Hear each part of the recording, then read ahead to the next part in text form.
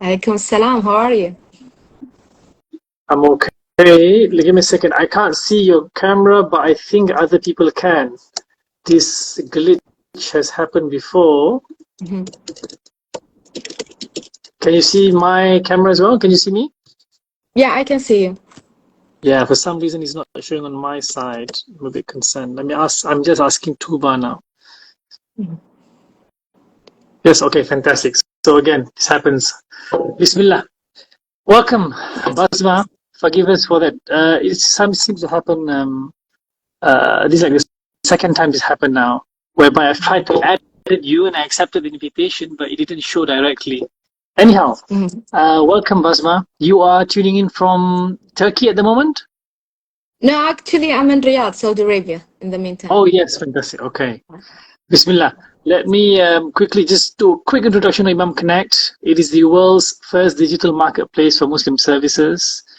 My colleagues and I are a team of staff members that offer a diverse range of services, including premarital counseling, halakas, Islamic lessons, parenting coaching, life coaching, Quran classes. Now, we help people who approach Imam Connect to connect with those people. Mm-hmm. Right, so we're the admin staff, in other words, to connect to people like Basma over here. Now, Basma, let me do a quick introduction of her, and then perhaps you could add on if you like to. Mm-hmm. Basma, our guest today, Basma Lubad. Am I pronouncing correct? Basma Lubad or Lubad? Basma Lubad. You don't need to. It's normal. Basma Lubad. It's correct. Basma. Marhaba. Okay, Basma Lubad. Basma Lubad is a Palestinian that's residing in Turkey and Riyadh, I believe, yes? Yeah. Specialized in positive psychology and life coaching. Mm-hmm. Now, her philosophy revolves around accentuating the strengths of individuals and leveraging these insights to facilitate not just coping but flourishing. She established an online mental well-being community named Happiness is a Choice, which now boasts over 2,000 members spanning across the United States, Saudi Arabia, and the UK. Now, she empowers individuals to turn their knowledge into action, yani ilm to amal, transforming their behavior to bridge the gap between understanding and capability. This is done by uncovering their true talents and potential and shifting their mindset to see the positive side of every situation and every conflict that they have. Now, what struck us about when we spoke to Basma is this. Her background is focused on incorporating the Quran with mental health and into applying it into everyday life, worshipping out of love and understanding our beautiful religion, Islam. I hope I did some justice. Is there anything else would you like to add on, Basma? No, thank you so much. You made a beautiful introduction. Thank you. It's an honor to have you here today. Thank you. Me too. The subject that we'll be going on, the topic we'll be going on today is embracing happiness, self-love, self-care, and the Quran. Yeah. Now, for the audience, for those tuning in, we will go to the questions and comments at the end of the session. So I will continue the conversation in Basma throughout. And then at the end, we will address any questions and comments, okay? Bismillah. So this is a quick live. Will be done in hopefully 30 minutes approximately, okay? The first question that we have for Basma is, how do you actually define self-love and self-care? So, in the beginning, self-love and self-care is kind of, some people try to mix between them. So self-love is mainly the feeling. How do you feel about yourself? Do you really appreciate yourself and see the value you provide to this community, let's say? And do you put for yourself as a priority? Self-care is the act. So if you love yourself, you will start having self-care. But doing self-care alone does not indicate that you love yourself. So sometimes people will say, okay, I take care of myself. I go take care of how I look, how I dress, or I will give myself a massage or so on. But actually this is, okay, self-care, but it does not necessarily indicate self-love. So there is a misconception, or sometimes people trying to mix between them. If you have self-love, you will eventually or automatically have self-care because you love yourself. So mainly self-love is that you see yourself as a person who has values, who have something with importance. Someone, you don't need to have title, let's say, or you don't need to have to study this type of degree to take this self-love or to take it from outside. Self-love should be coming from inside, knowing that Allah has created you and you already have been given this value. So that's why you deserve to have this love or to love yourself without any other reason. You don't need reasons to prove yourself to start loving. So it's almost like as a self-love is the internal aspect and the personal aspect. Well, internal aspect, I would say, and self-care is the external aspect, like the batin and the zahir, so to speak. Yeah. Okay, that's good. Okay. Now moving on to that, because these concepts are not alien to some Muslims, although I think perhaps we're not always so clear about it. What are then some of the Quranic verses or hadith that would you like to highlight with regards to the element of self-care? So we're gonna start with, let's say, self-love. Some people say, okay, give me a reason, indicate that I deserve to have this self-love. Allah has created it and says, وَلَقَدْ كَرَّمْنَا بَنِي آدَمَ. So you already have been given this honor and value. And another indication is that Allah has created for us the earth and the heavens. So Allah said, وَلَقَدْ سَخَّرْنَا السَّمَاوَاتِ وَالْأَرْضِ. So Allah has created everything around us, the rivers, the water, the trees producing oxygen, plants, we can eat from them. Everything around you, if you start to think about it, you will see that Allah has created you for the purpose of the humans. So everything has been created for you. That means you are a high value person. That's why you deserve to be loved without any conditions, unconditionally. You don't need to have reasons. You already have been given this value, but unfortunately, sometimes we overlook it, or we try to work so hard to prove ourselves that we deserve love, or I need to do that to feel that, okay, I'm enough. I will love in myself after finishing this degree, or I start feeling that I have value when I have this job, let's say.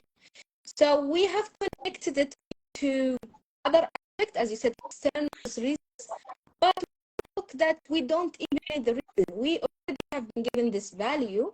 Once you acknowledge it and you keep it in your mind, you will be able to start having, let's say, what they call less self-punishment, let's say. Sometimes people are perfectionists and they feel like, no, I need to do more.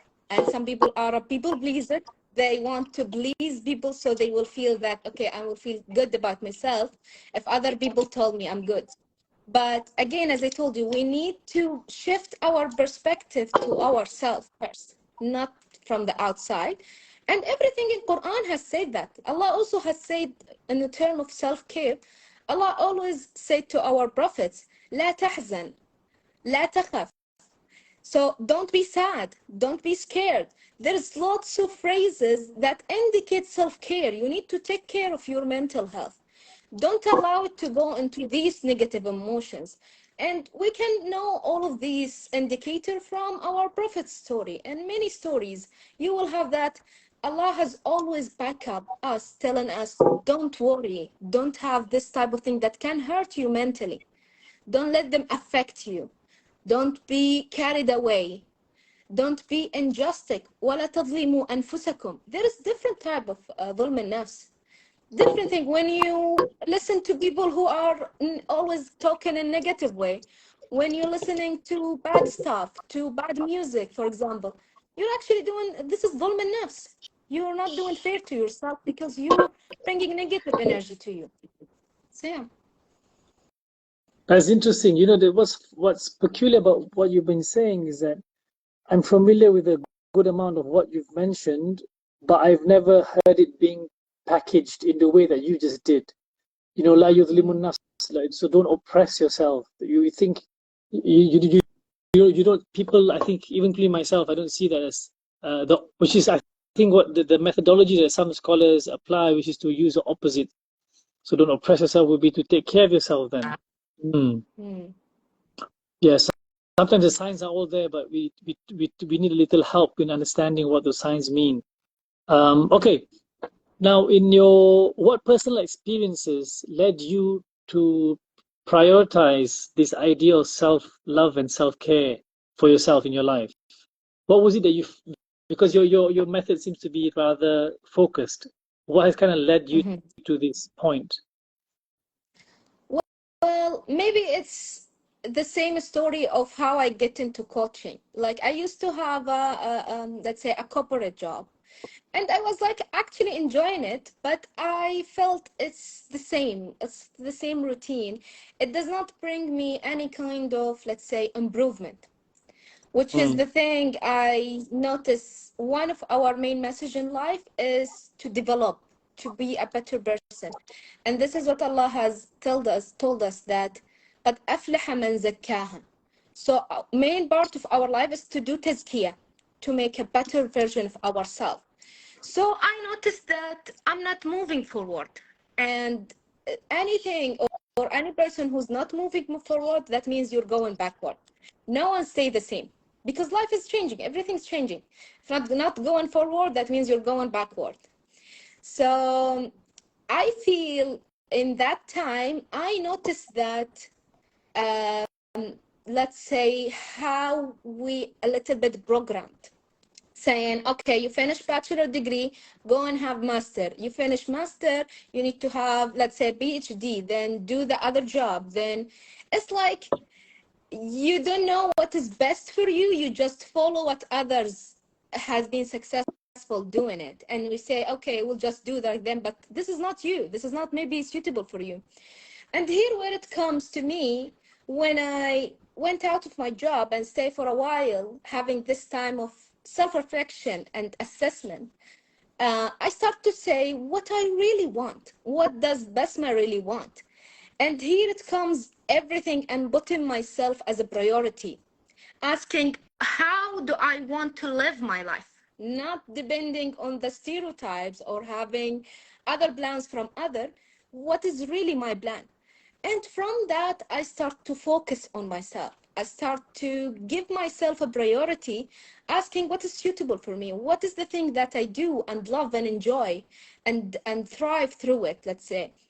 So from that, I felt my happiness level has been shifted dramatically because I start listening to myself. I start focusing what I want, not what the people around me want. So it's a big deal, and I feel that because I went through this shift, this actually what make me go into life coaching, because I want to coach it and tell people about it, because it's really good in the other side. There's lots of benefit when you focus on yourself and know your values, your strength points, what type of goals that's only specific for you, to really live this happiness, the one that I went through. So, yeah. It's amazing what a little bit of, well, I'm not saying little bit is a big effect. It's amazing what self-assessment can open so many doors. Just the idea of tadabbur and self-reflection, isn't it? Yeah. That's remarkable. It's a big turning point. Everyone should have it. And lots of client comes to me, they having this, I feeling that I'm lost, I'm feeling that I'm stuck. I feel, don't worry, this is the beginning of the change. This is a good thing, because now you will start to change. Because some people never wonder, never have this type of questioning, never have this type of saying, okay, what else there in life? What's my purpose? What's my message? So once you have the question, that means it's a good thing coming up, but you need to take the chances and decision to change your life. It might shake a person a little bit in the beginning. It might cause a bit of nervousness, but this, I suppose, is from the courage of taking actions and making risks. Yeah, exactly. Yeah. Okay. Now we're on the fourth question here. Now to be fair, I suppose one of the things I was getting at in my previous question was this, right? Which is we do hear, it's not uncommon, I suppose, now for those familiar with counseling and coaching about self-love. But there are some misconceptions. Now, what misconceptions about self-love should be addressed, particularly in the context of faith, you find? So there is a famous misconception people think about when I say self-love is they mix it with selfishness or being narcissist. So lots of people, when they say other people love themselves or doing something for them or putting their self a priority, they start saying, no, but you need to think about other. You need to be good at other. And I'm with that, but not on your own expenses. That means not if you are suffering just to please other. This is not Yeah. good. Allah will not be okay with that, because this is not good. If you are harming yourself just to make other people feel, please other people, let's say. So loving yourself, if you are doing it just for you without affecting or harming others, there should be no problem in it. But here's the trick. Lots of people think it's selfishness, or think that's weird, or why you're doing, like you are arrogant, or why you're loving yourself, because it's weird, it's awkward, it's new, and some a little bit of jealous, because everyone would love to have this self-love. So when they see someone, they're loving themselves and take care of themselves and saying good words and affirmation for themselves, they will be feel, oh no, this is weird, oh no, this is awkward, you are the wrong one. And this became normal, because I face it in the beginning. I face it, let's say, okay, maybe you're narcissist, maybe you're selfish. I said, I'm not harming anyone by loving myself, so where is the problem exactly? Mm. So sometimes I find out people, because they don't have it, or they are not used to see it a lot, seeing people loving themselves, they will start throwing negative comments or saying, oh, this is not normal, there's a problem. But I accept it, because now more and more people start to aware, no, it's very important to love yourself. And this is what I'm trying to make an awareness about it, is it's okay to love yourself. It's a mandatory thing to love yourself, because it is the basics of everything. If you want to have self-confidence, you need to start with self-love. If you want to have less perfectionism, if you want to have less self-punishment or I don't know how they say it, but like when you feel like, no, I'm not good enough, I'm not doing whatever please me, let's say, you need to start with self-love. Then all of these problems and doubts in your personality will be fixed. Yeah. Fix the core, and then the branches will come to being, I suppose. Exactly. Yeah. Yeah. Oh, that's brilliant. Okay. Now, last question here from the short live that we're doing is, now, what are some practical tips for incorporating self-love and self-care into daily lives? From your experience in dealing with your sessions and your therapy sessions with your clients, what are some of the practical tips you have to give to people? Yeah. So one of my main thing that a main exercise I like to give it to my clients is that try to write down what beautiful things you have, what your positive traits, what is your strength points. You can, for example, if you feel, some people feel shy because they never face that. They feel awkward. Oh, I need to be humble. You're honest with yourself. Why do you need to be humble? There is no one. You can just write it by Yeah. yourself.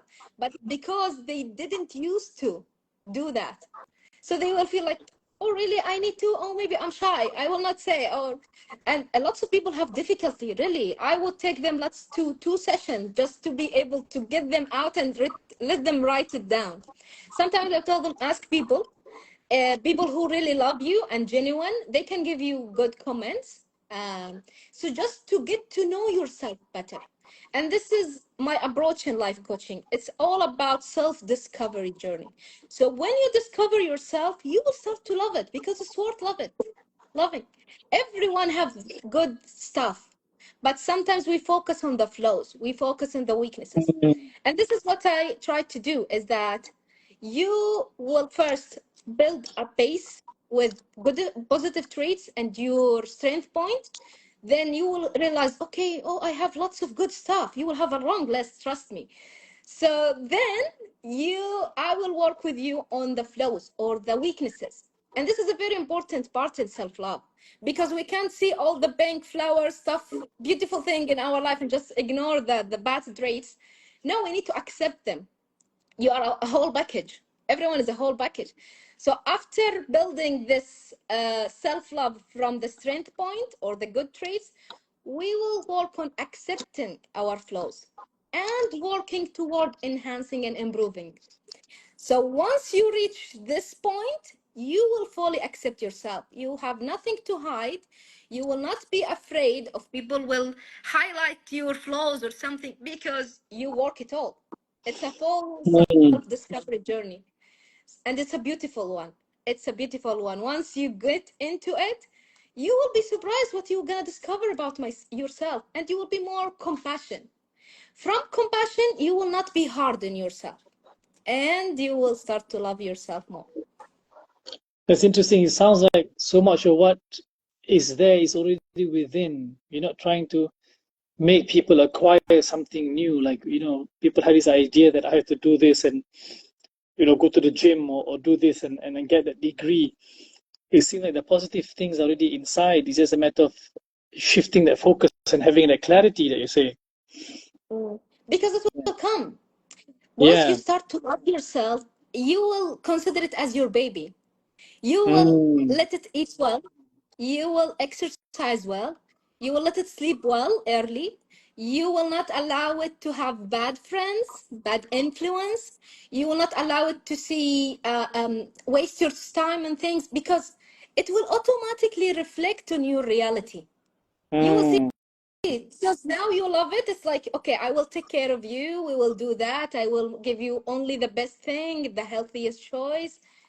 It will automatically comes later on. You cannot fix it. And this is what I told my client, is that I will not give you a surface level advice or a surface level, just fix this problem by doing this one. Go to the gym, do that. No, because maybe later on you are not convinced. And maybe later on, after 1 week, you will say, okay, this solution did not work. We need to work on the root causes.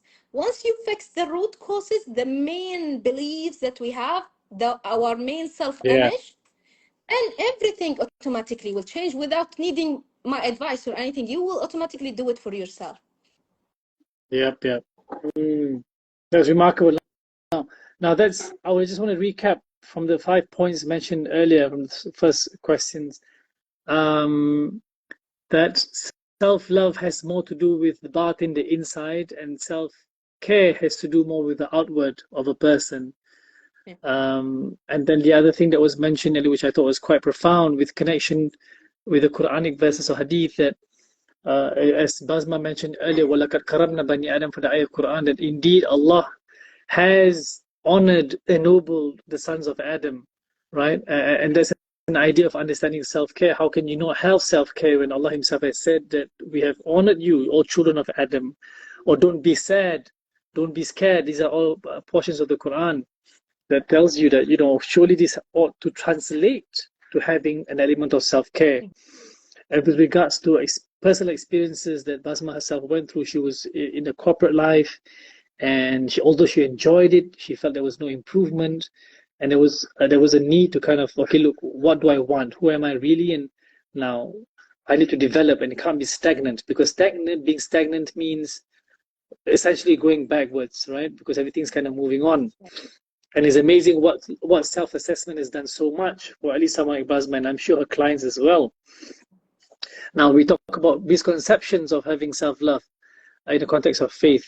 Is that some people take it to the point of being selfish or narcissist, and that's not accurate at all. It's okay to develop, for a person to develop himself or herself, and there's no harm if that doesn't bring harm on other people. And then the last point we spoke about, which is some practical tips for when people want to incorporate self-love and self-care, was about unlocking what's within. It's not even trying to acquire something grand, but to unlock and appreciate what we already have. It's all within. The good and the bad is one package. There's not just not bad, there's also the good. And then accepting that and then improving upon that. Now, I just want to close, I want to go now to the questions. There's a question that we have. I also want to thank to Shoaib for your comment earlier, Shoaib, about autopilot. You kind of picked out the word that was going through my head. Tuba has a question: how can we encourage our children to see setting boundaries as a normal part of life and make them believe that it is not selfishness? So basically about setting boundaries contra to selfishness. We have something to share, Basma, for that. Yeah. So regarding children, I have a general rule. Yeah. Children lead by example. So if the parents is putting boundaries, is having self-love, you don't need to say anything to your children. They will do whatever they see you doing. So I focus mainly on the parents. So ask yourself, do I set boundaries? If I'm not, that means this is the reason why my children does not set boundaries. Because they believe and act more on the action they see by their family more than anything. If you start lecturing him the whole day, he will not do anything until he see you, because you are his main role model in life. So if you start to practicing these boundaries and make it more clear on whatever situation you go through. So you, for example, maybe you went to the supermarket and someone, or you have a friend, and this friend has really been late or disrespect you in any way. But because you have a good boundaries and self-love actually indicate the good boundaries. You will set good boundary because you love yourself.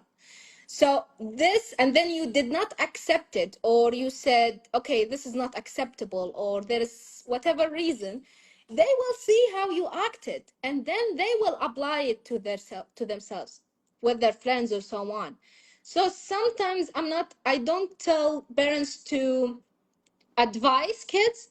You want to deliver an information or fix something or try to advise him to do something good, try to apply it in your life and make it more showing, that let him attend or see this event, and it will do the work.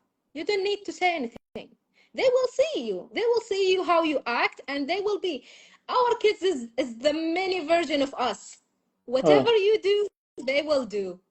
So when you see something abnormal or you want to change it, ask yourself first, do I need to change something? Why do they develop this trait, let's say? It's all reflected to you. It's the action that speaks louder than words. Exactly. Yeah.